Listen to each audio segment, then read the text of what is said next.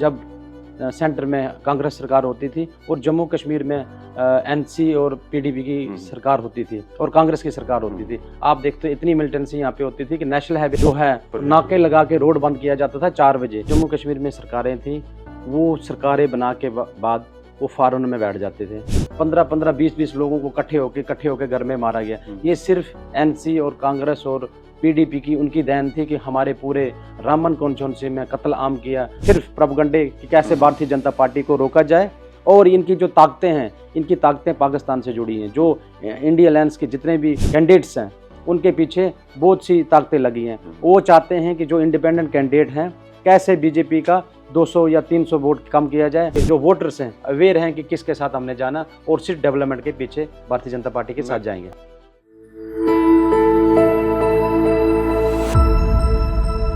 नमस्कार। J&K junction की team लगातार जम्मू प्रोविंस के अलग अलग इलाकों में जा रही है, अलग अलग कॉन्स्टिट्यूंसीज में जा रही है और वहां के लोगों से भी बातचीत की जा रही है और वहां के जो नुमाइंदे हैं, जो प्रत्याशी है, उनसे भी बातचीत की जा रही है कि आखिर वो क्या लेकर आएंगे आम जनता के लिए। क्योंकि 10 साल का एक लंबा वक्त रहा है, यहाँ पर लोग चाहते थे कि सरकार बने और जब ये चीजें आ ही चुकी हैं तो क्या लोगों की जो उम्मीदें हैं उन पर वो खरा उतर पाएंगे। तो आज हम रामबन डिस्ट्रिक्ट में हैं और रामबन डिस्ट्रिक्ट में रामबन कॉन्स्टिट्यूंसी के जो बीजेपी के उम्मीदवार हैं राकेश सिंह ठाकुर जी जो है वो आज हमारे साथ हैं। सर बहुत बहुत स्वागत है आपका J&K जंक्शन में। J&K जंक्शन न्यूज चैनल का बहुत बहुत धन्यवाद। सर मैं यही जानना चाहूंगा, 10 साल का लंबा समय जो है वो यहाँ के लोगों को देखने को मिला है। अब लोग भी खुश हैं और कहीं ना कहीं अब आप लोग भी चाहते हैं कि हम लोगों से मिले और कहीं ना कहीं जो चीज़ें चाहिए थी वो धरातल पर निकल कर आए। क्या देखते हैं 10 साल में जो सेंटर की सरकार का एक काम रहा है, किस तरह से यहाँ रामबन को देखा गया? जैसे आपने देखा कि 10 साल के बाद जम्मू कश्मीर में असेंबली चुनाव हो रहे हैं। 2014 में चुनाव हुए थे, अब 2024 में चुनाव हो रहे हैं। और जो भारतीय जनता पार्टी है हमेशा 24/7 हमेशा इलेक्शन के लिए तैयार रहती है। इसमें अगर छोटा सा छोटा इलेक्शन हो, बड़ा सा बड़ा इलेक्शन हो, भारतीय जनता पार्टी डिस्ट्रिक्ट से लेके मंडल से लेके शक्ति केंद्र और पोलिंग बूथ की हमेशा ये जो कार्यकर्ता हमेशा तैयार रहते हैं कि कब चुनाव के लिए पार्टी संगठन आदेश करे, हम तैयार रहते हैं। आप सब जानते हैं कि भारतीय जनता पार्टी ने 2014 से लेके 2024 तक जो 60 सालों में काम नहीं हुए नरेंद्र मोदी जी ने काम किए। और 5 अगस्त 2019 के बाद जम्मू कश्मीर के जो विकास के काम बहुत तेज़ी से चल रहे हैं। जिसमें मैं बात करूं, रेलवे प्रोजेक्ट हो, नेशनल हाईवे पे प्रोजेक्ट हो, उसके बाद जो जितने भी PMJS पे रोड्स हों, जितने भी मैं आवास योजना की बात करूं, अगर गवर्नमेंट स्कीम की 3 करोड़ नए मकान दे रहे हैं, उसके बाद जल जीवन मिशन के तहत हो, हेल्थ कार्ड की बात हो कि एक घर में अगर किसी व्यक्ति का अगर कोई बीमार होता है लगभग उसको 5 लाख रुपये मिलता है। वो सिर्फ नरेंद्र मोदी जी की सरकार में हो सकता है। इसलिए मैं आवाम जनता, रामबन की जनता से ये विनती करना चाहता हूँ कि लोगों के बहकाव में नहीं आना। उनके जो इंडिपेंडेंट कैंडिडेट इसलिए खड़े किए हैं कि भारतीय जनता पार्टी का कैसे वोट खराब किया जाए और जो डेवलपमेंट के काम सिर्फ नरेंद्र मोदी जी कर सकते हैं। और हमारी जो सरकार जम्मू कश्मीर में बनेगी, भारतीय जनता पार्टी की सरकार डबल इंजन की सरकार बनेगी। जो डेवलपमेंट के काम हैं हम ऊंचे सतर पे रामबन चौन से करेंगे। हर एक जो प्रॉब्लम है हमारी लगभग 60 साल की प्रॉब्लम है वो ख़त्म करेंगे। हमेशा जम्मू प्रांत से जो NC कांग्रेस या PDP की सरकारें रही यहाँ पे, उन्होंने भेदभाव किया। हमेशा जम्मू और श्रीनगर की पॉपुलेशन बराबर होने के बाद भी जम्मू में सीटें कम की। इसलिए ये दिखाया जाता जो भी फंड सेंटर से आते थे वो कश्मीर में जाते थे। बाकी हमारी जो जम्मू प्रोविंस के जम्मू कश्मीर की डिस्ट्रिक्ट की बात की जाए, उनमें रामबन बिल्कुल अलग आता है। पहाड़ी इलाका अलग तरीके से, बहुत सारी लैंडस्लाइड यहाँ पर देखी जाती है, कहीं बादल फटने के भी इंसिडेंट यहाँ पर होते रहते हैं। लोगों को काफ़ी ज़्यादा मुश्किलों का सामना करना पड़ता है और रोड का काम भी लगातार चल रहा है। तो क्या आप देखते हैं अपने यहाँ के लोगों को किस तरह का आगे काम किया जाएगा और किस तरह का रहा है? आपने देखा कि रामबन एक बहुत हिली डिस्ट्रिक्ट है। इसमें लगभग 5 मंडल है। ये उखड़ाल से लेके धर्मकुंड, सनासर, राजगढ़, अपना पत्नी टाप, वहाँ पे बहुत एक हिली डिस्ट्रिक्ट है। हमेशा इग्नोर किया गया रामबन की कॉन्स्टिट्यूंसी को। भारतीय जनता पार्टी की सरकार बनेगी, जो भी हमारी प्रॉब्लम है, लगभग 70 साल की जो प्रॉब्लम है, आने वाले जो 5 साल में डबल इंजन की सरकार बनेगी। जो भी दिक्कतें उनको पे हम डेवलपमेंट का काम करेंगे। हर एक मंडल में हम छोटे छोटे हाइड्रो प्रोजेक्ट बनाएंगे। साथ साथ और भी जितने भी अनएम्प्लॉयड यूथ पे हम उन पे काम करेंगे।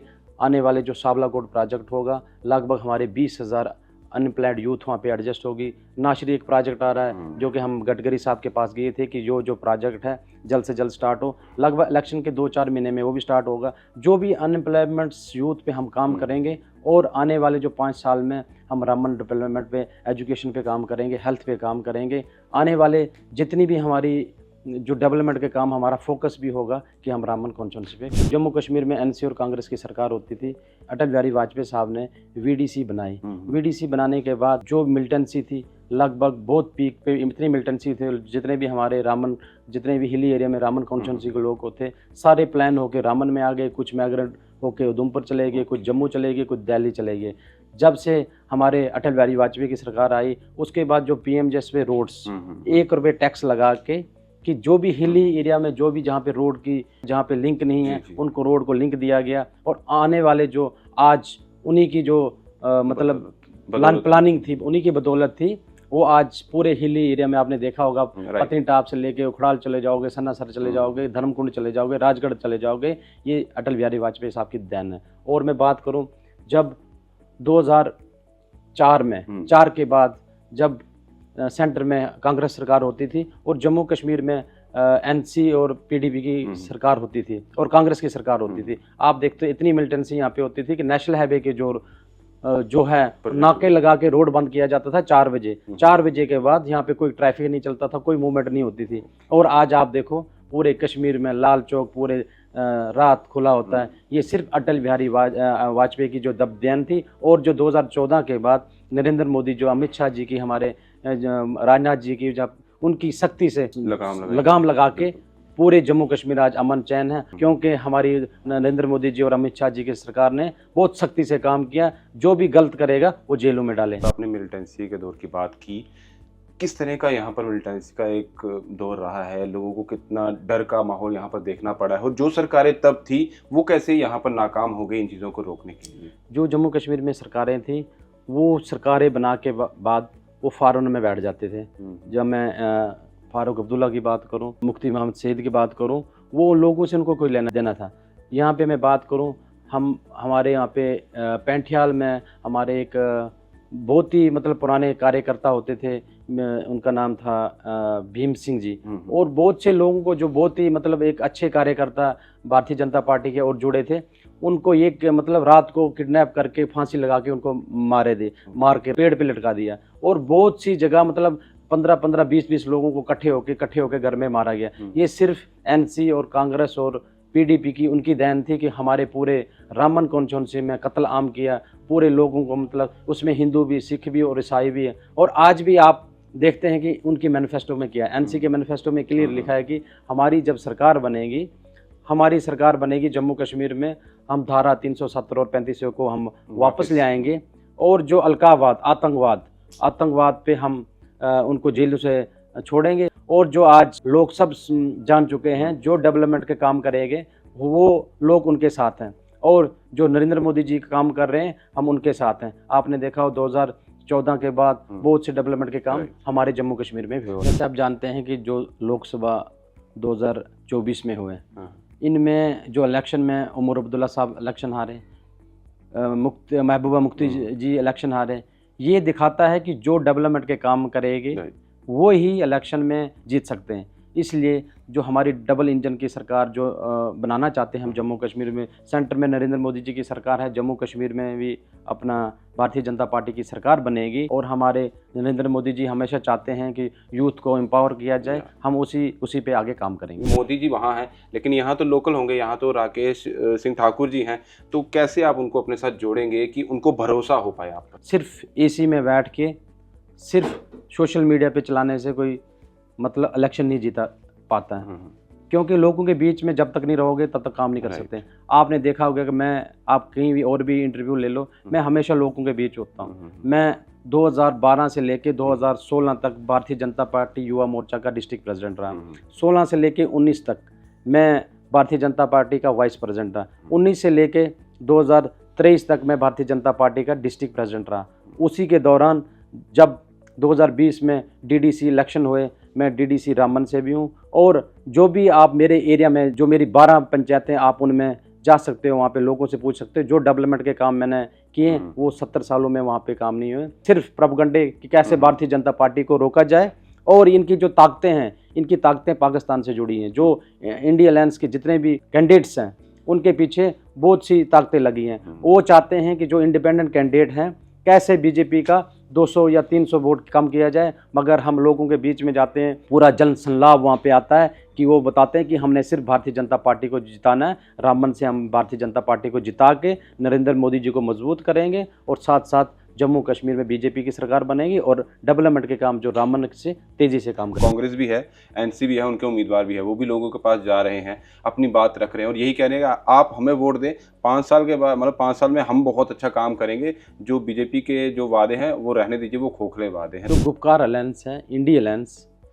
जो कि नेशनल लेवल पे इंडिया अलायंस है, उनमें कैंडिडेट एक ही उन्होंने उतारा एनसी का, जिसमें कांग्रेस भी इलेक्शन में नहीं उतरा है, पीडीपी भी नहीं उतरी इलेक्शन में, डीपीएपी भी नहीं उतरी। जितनी भी अदर्स पार्टियां एकजुट हो गए उनके साथ कि कैसे भारतीय जनता पार्टी की जो ताकत है रामबन में उसको कैसे रोका जाए। किसी के बहकाव में आपने नहीं आना है, क्योंकि ये चाहते हैं कि भारतीय जनता पार्टी को रोकें, कैसे वोट डिवाइड किया जाए भारतीय जनता पार्टी का, और कैसे भारतीय जनता पार्टी को रोक के दूसरी ताकतों को आगे किया जाए। यानी कि राकेश सिंह ठाकुर को रोकने का पूरा उनकी तरफ से इंतजाम है कि रोकना है, लेकिन आपको लगता है कि नहीं, लोग रुकने वाले नहीं है, डेवलपमेंट पर ही वो काम करेंगे। जो वोटर्स हैं अवेयर हैं कि किसके साथ हमने जाना, और सिर्फ डेवलपमेंट के पीछे भारतीय जनता पार्टी के साथ जाएंगे। आखिर में कुछ बातें आपसे जानना चाहूँगा, राकेश सिंह ठाकुर का क्या विजन है, क्या फोकस है अपने लोगों के लिए, अपने लोगों की भलाई के लिए, जो आप सोच के बैठे हुए हैं? सबसे पहले हम एजुकेशन पे काम करेंगे, हेल्थ पे काम करेंगे, अनएम्प्लॉयड यूथ पे काम करेंगे,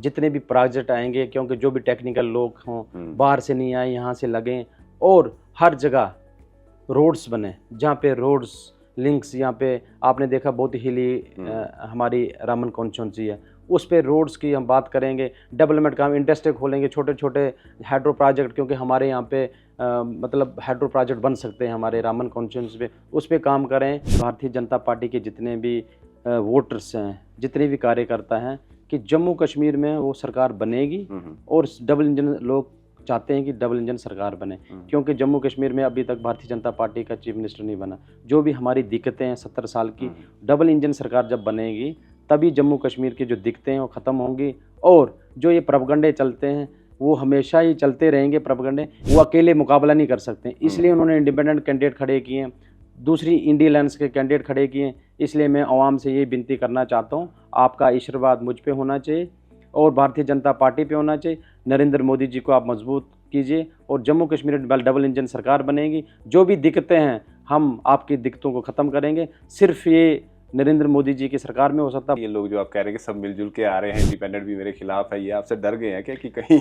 आपने देखा कि 8 कैंडिडेट अगर भारतीय जनता पार्टी के अगेंस्ट चुनाव लड़ रहे हैं, इसका मतलब अच्छा, ये 8 जो है वो आपके खिलाफ लड़ रहे हैं? हाँ, भारतीय जनता पार्टी के खिलाफ 8 कैंडिडेट लड़ रहे हैं, जिसमें मैं लोकसभा की बात करूं, जो हाल ही में लोकसभा चुनाव हुए उसमें भी ये इंडिया अलायंस के जितने भी पार्टियां थी एकजुट होकर चुनाव लड़ रही थी। इसमें लगभग हमने रामबन कॉन्स्टिट्यूंसी की 6566 वोटों से जीता। इनको ये लगा कि भारतीय जनता पार्टी की असेंबली इन्होंने पहले भी जीती है, आने वाले जो असेंबली चुनाव ये जीतेंगे, इसलिए इन्होंने इंडिपेंडेंट कैंडिडेट खड़ा करके जो कि फाइनेंशियली सपोर्ट्स दूसरी पार्टी कर रहे हैं, हर एक बूस्ट उनके पीछे दूसरी पार्टी का है, और पाकिस्तान तक इनके लिंक हैं कि आने वाली भारतीय जनता पार्टी को जम्मू कश्मीर में सरकार नहीं बनाने देनी। ये चाहते हैं कि 8 अक्टूबर को हम जैसे सरकार बनती है तो हम जम्मू कश्मीर में 370 और 35 को वापस ले आएं, अलगाववाद, आतंकवाद उनको छोड़ेंगे। कि आप सब जानते हैं जब मैनिफेस्टो में लिखा तो उनकी सोच यही होगी, इसलिए इसका मतलब इनके पाकिस्तान की तार इनके साथ जुड़ी है। पहले पाकिस्तान के साथ वो बोलते बात करने के लिए, एनसी वाले हों, पीडीपी वाले हों, कांग्रेस वाले हमेशा बात करते थे। जब से नरेंद्र मोदी जी की सरकार बनी, हमने किसी के साथ नहीं बात की, हमें अपने यूथ के साथ बात की। जो अपने यूथ के साथ हम जुड़े हैं, हमारी भारतीय जनता पार्टी हमारी जम्मू कश्मीर में सरकार बनाएंगे, और जो भी डेवलपमेंट के काम है उच्च स्तर पे हम रामबन कॉन्स्टिट्यूंसी के करेंगे। मैं आखिरी आपसे मैसेज जानना चाहूँगा, आपके आवाम से, आपकी कॉन्स्टिट्यूंसी के जो लोग हैं उनसे आपका कोई मैसेज, आप कुछ कहना चाहते हैं? मैं जितनी भी आवाम हमारे रामबन कॉन्स्टिट्यूंसी की है, हमारे 5 मंडल है, उखड़ाल मंडल है, मैत्रा मंडल है, रामबन मंडल है, बटोत मंडल है, राजगढ़ मंडल है, मैं सभी आवाम से ये विनती करना चाहता हूँ कि आप एक बार मुझ पे यकीन कीजिए और मुझ पे आपका आशीर्वाद होना चाहिए। जो हमारे डेवलपमेंट के काम 10 सालों से रुके, क्योंकि जम्मू कश्मीर में असेंबली चुनाव नहीं हुए थे, 10 साल में डेवलपमेंट के काम रुके हैं। हम उस डेवलपमेंट के काम पे काम करेंगे और जो अमन चैन जो कायम रहा है हमारे जम्मू कश्मीर में 10 सालों में, जो नरेंद्र मोदी 2014 से लेकर 24 तक, उसको अमन कायम को हम आगे लेंगे। आप भारतीय जनता पार्टी को जिताए और जो हमारी दिक्कतें हैं उनको दिक्कतों को ख़त्म करेंगे रामन कॉन्स्टिट्यूंसी पे। चलिए, शुक्रिया सर हमसे बातचीत करने के लिए। आपने हमें अपना कीमती समय दिया। बाकी फैसला आपका है, तो फिर आगे का फ्यूचर भी उसी तरीके से आपका रहेगा। दीजिए इजाज़त, नमस्कार। नमस्कार।